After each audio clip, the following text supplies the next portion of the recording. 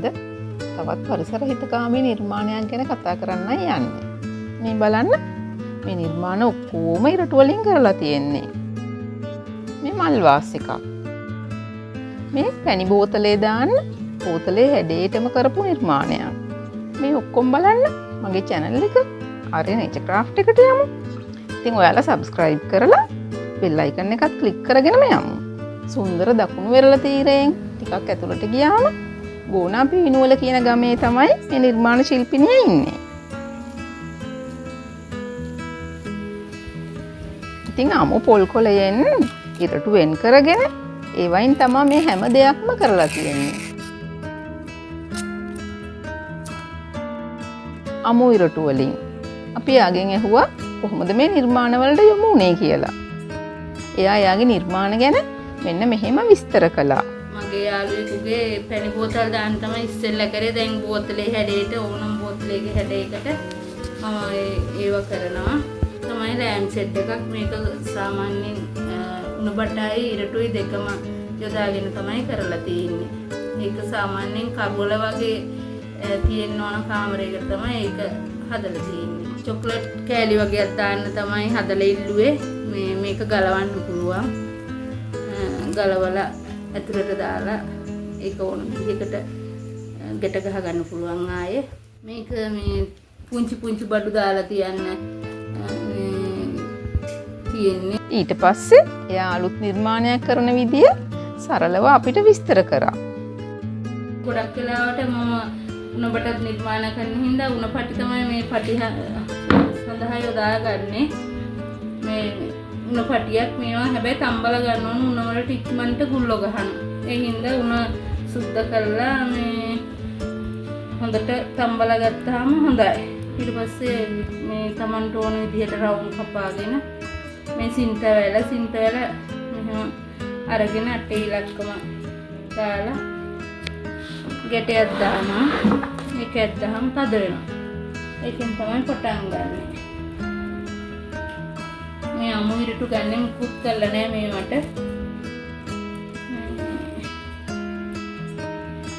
ඕන අතකට ගොතන්න පුළුවන්. මම වමතින් ගොතන්නේ. හින්දා මම වමතට ගොතන්නේ. මෙන්න මේ ආකාරයට තමයි ගොතන්නේ. එකම රටාවක් තමයි මේ ගොඩාක් ඒවායි තියෙන්නේ. මෙන්න මේ විදියට අමු ඉරටු උණ පටිය වටේට රටාවකට තියලා මේ සින්තටික් පටියෙන් ගොතනවා. මේ නිර්මාණ එකිනෙකට වෙනස්. හරිම යුනික් ඒවා. ඉරටු දෙක තියෙනවානේ. ඔව් එක ඉරට මුල් වතාවේ තමයි ඉරටු දෙකක් තියලා පටන් ගන්න. ඊට පස්සේ මේ මැද්දෙන් ගෙතෙන්නේ මේ දෙපැත්ත තමයි ගෙතෙන්නේ. රටාවක් යන්නේ.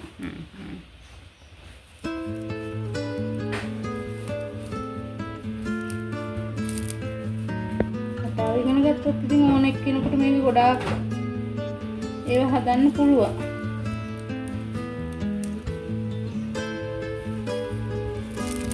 මේ ගෙතිලෙද්දි එන විදිය නේ. ඔව්. මේ පැත්තටයි මේ පැත්තට. තව දෙකක් තුනක් ගොතමු කාට හරි. තේරෙන්නේ ඉරටුව තියන්නේ ඉරටුව දෙපැත්තටම එකයි අනිත් පැත්තට එකයි නේ.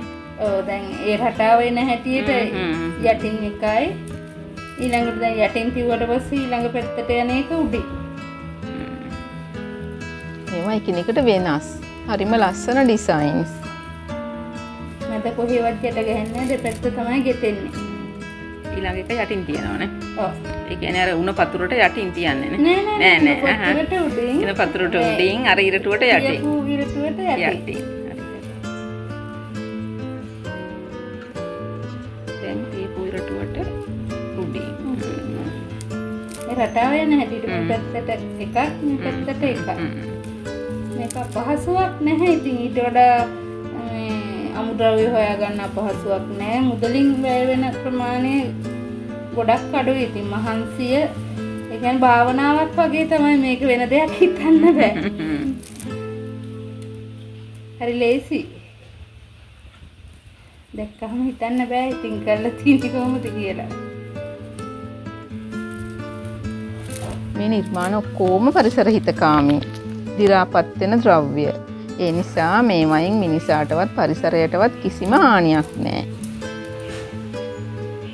උනාට පස්සේ ඉක්මනට ගොතන්න පුළුවන්. අමුද්‍රව්‍ය හොයාගන්න පුළුවන් වුණාට කුසලතාවය දක්ෂතාවය තියෙන නිර්මාණ ශිල්පිනියෝ අඩු නිසා ඉල්ලන තරමට දෙන්න බෑ කිව්වා.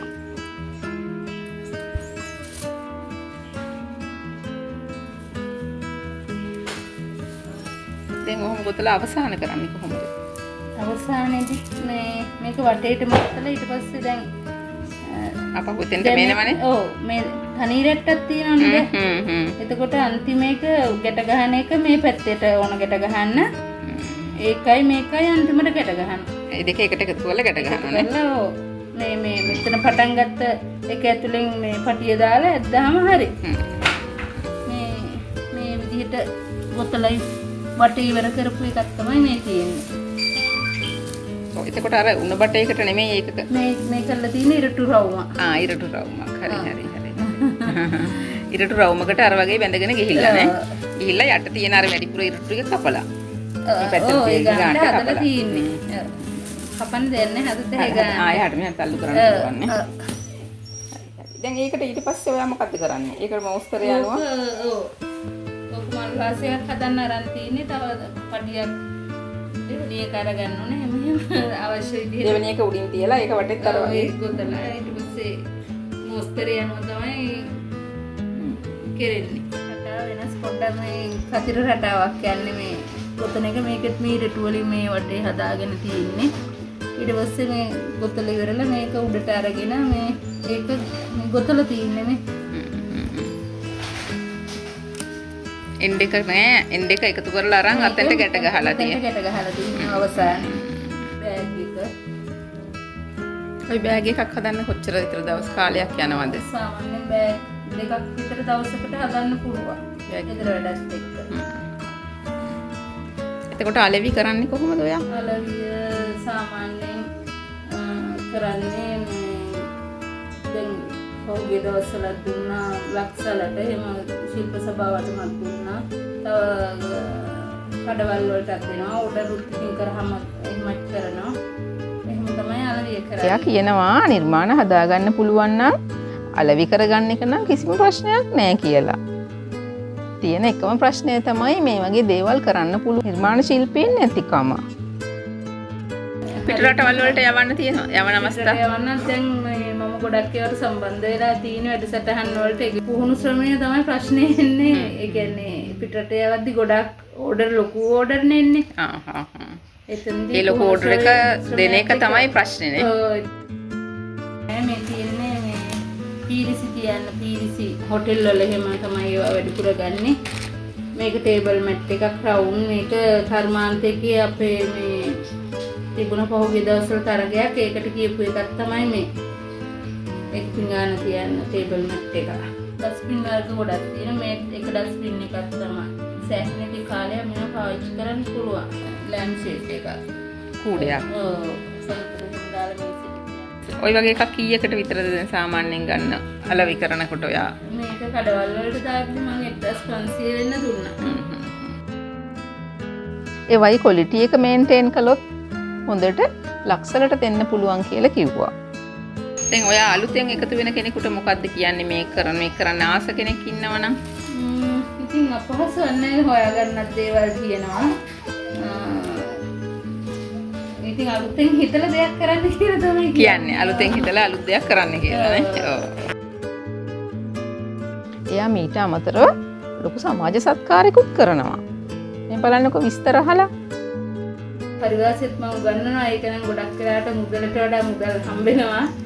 දෙපාර්තමේන්තුවේ ඒක සමාජ මෙහෙවරක් හැටියට තමයි තියාලා කිරකාරයන්ට උගන්වන්නේ. කියන්නේ හැඳවියන්ට 10ට අඩු. ඒ දරුවෝ ඉතින් තනි වෙලානේ ඉන්නේ. යාළගේ වරදින් නෙවෙයි කොහොමද සමාජ වරදින් තමයි යාලා එතනටපත් වෙලා තියෙන්නේ. ඉතින් යාලට අර මං ගියාම හරි සතුටුයි යාලා. අම්මා කෙනෙක් ගියා වගේ ඇතිනේ. කවුරු හරි ඔයාගෙන් ඇහුවොත් දැන් උපදේශක් දුරකථනයෙන් හරි ළඟපාත කෙනෙක් හරි ඔයා කැමතිද මේක උගන්වන්න? ඔව් දැනටත් මම වනිතා කටයුතු අමාත්‍යාංශයත් එක්ක උගන්වනවා. මේ හැම අවුරුද්දෙම අපිව යොමු කරන ප්‍රාදේශීය ලේකම් කොට්ටාසවල වනිතා සමිති තියෙනවානේ කාන්තා සමිති. උත්සාහවන්ත කාන්තාවක් මහත්ය නැති වෙලා දරුවත් හදාගෙන ජීවත් වෙන. ඉතින් ඔයා හොඳ නිර්මාණ ශිල්පිනියක්.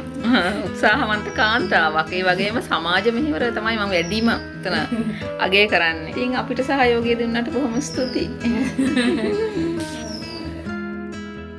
ඉතින් තිරේ තියෙන අනෙක් වීඩියෝසුත් බලලා පුංචි කමෙන්ට් එකක් දාන්න.